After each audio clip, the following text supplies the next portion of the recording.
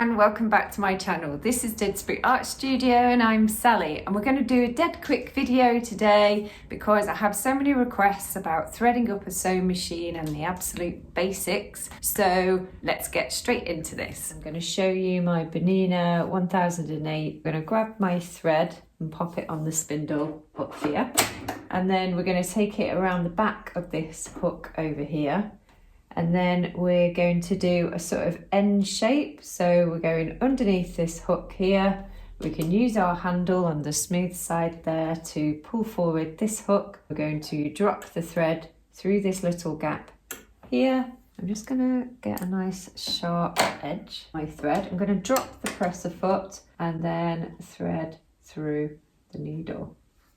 Pull that through, and you can just pop the thread through that little hook there.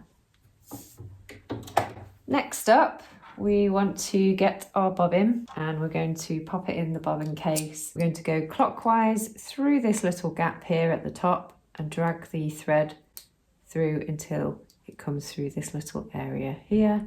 Then we turn it around, and I always say that just holding this handle, you can see that the bobbin doesn't drop out.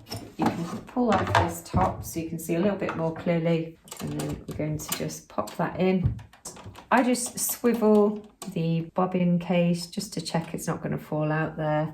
And then what we can do is hold on to your top thread, use the handle towards you, and this is going to take the needle down, give it a little pull, and there is the thread that comes from underneath. So there's a little slit here, the side there of your presser foot. So you can just pull the thread around the back, shut the front cover there, and then we are ready to sew.